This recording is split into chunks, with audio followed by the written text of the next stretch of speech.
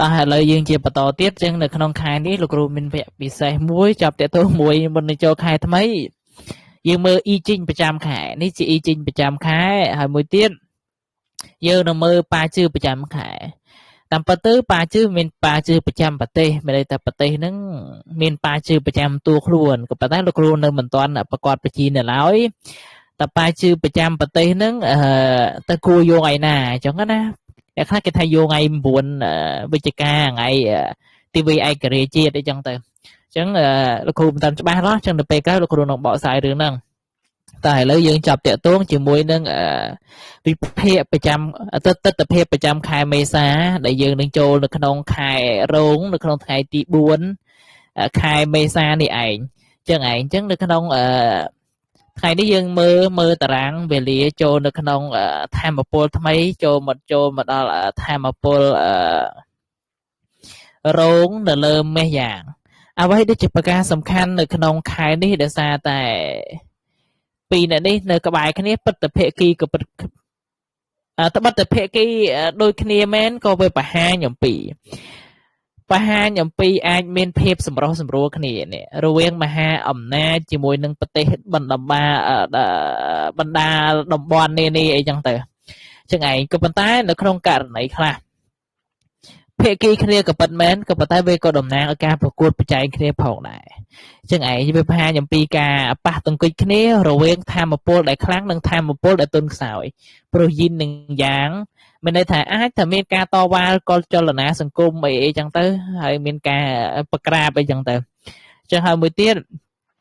រោងនេះឆុងគ្នាជាមួយនឹងចកន្លែងនេះក៏បង្ហាញអំពី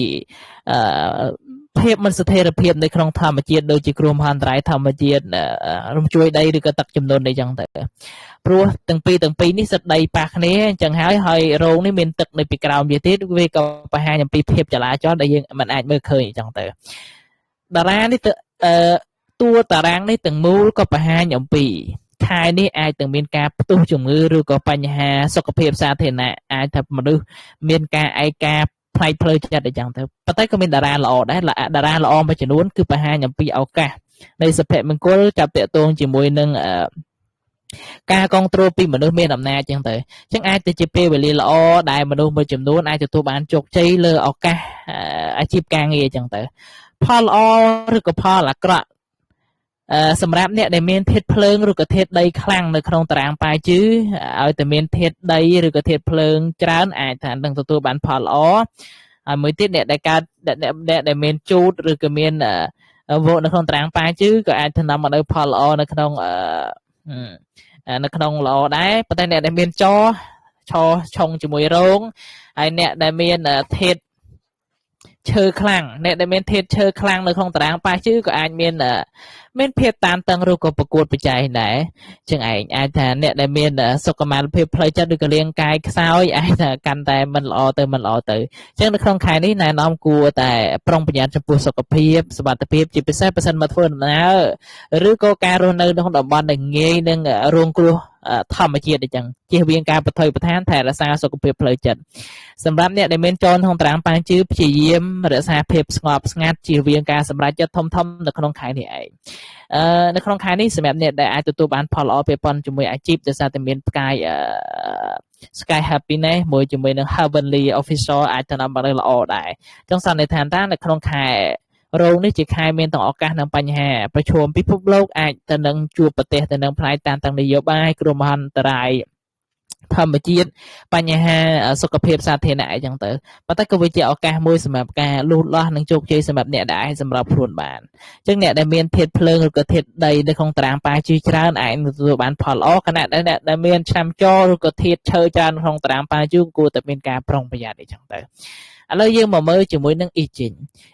នៅក្នុងខែនេះអ្វីដែលជាប្រការសំខាន់អ៊ីជីងនៅត្រង់ទីនេះ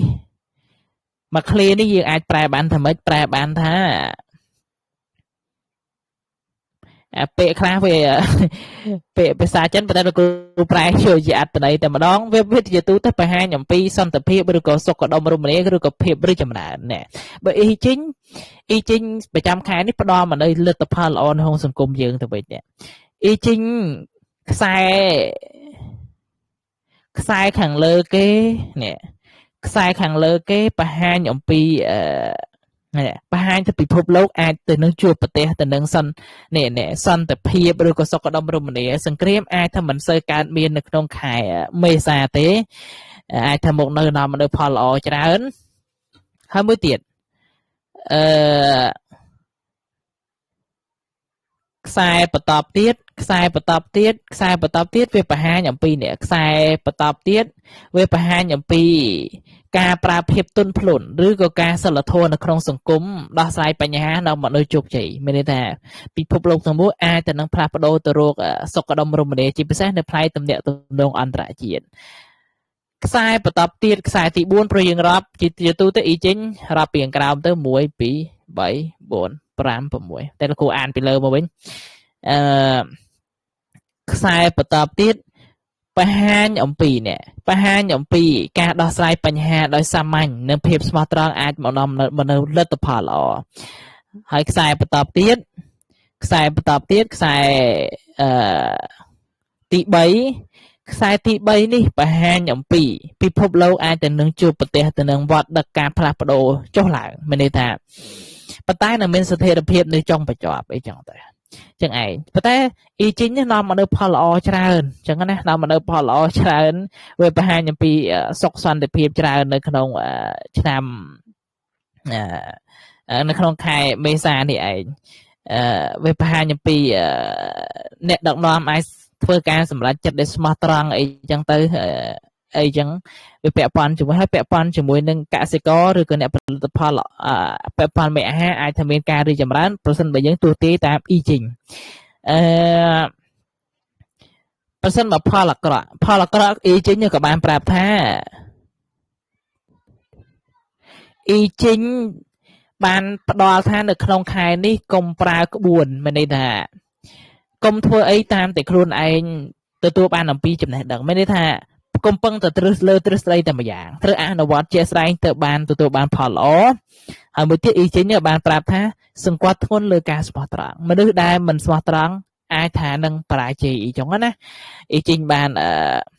នផ្ដល់មកនៅដំបូន្មានពាក់ព័ន្ធជាមួយរឿងហ្នឹងហើយមួយទៀតពាក់ព័ន្ធជាមួយទៅពិភពលោកនឹងជួបប្រទេសរឿងអីពិភពលោកអាចនឹងជួបប្រទេសទៅនឹងភាពស្ងប់ស្ងាត់ជាពិសេសក្នុងទំនាក់ទំនងអន្តរជាតិចំនួនអាចទៅកំពុងកើតឡើងអាចទៅទាំងដោះស្រាយដោយសន្តិវិធីនៅក្នុងខែនេះឯងជាងឯងមួយទៀតពាក់ព័ន្ធជាមួយនឹងការផ្គត់ផ្គង់ឬក៏ធុតធានអាចមានភាពបរិបូរណ៍នាំមកនៅភាពសម្បូរសប្បាយដល់ប្រជាជនហើយមួយទៀតពិភពលោកអាចទៅនឹងជួបប្រទេសទៅនឹងការផ្លាស់ប្ដូរចុះឡើងដូចជាវិបត្តិសេដ្ឋកិច្ចឬក៏អាកាសធាតុក៏ប៉ុន្តែអាចមានស្ថិរភាពនៅទីបំផុតអីចឹងទៅចឹងឯងចឹងនៅក្នុងខែនេះលោកគ្រូសូមបញ្ចប់វីដេអូនេះប៉ុណ្ណឹងសិនអាចយើងជួបគ្នាវីដេអូក្រោយនឹងមានការព្យាករណ៍ជាបន្តទៀតពាក់ព័ន្ធជាមួយនឹងតារាសាស្ត្រអីចឹងទៅអញ្ចឹងជូនពរដល់អ្នកទាំងអស់គ្នាសំណាងល្អក្នុងខែថ្មី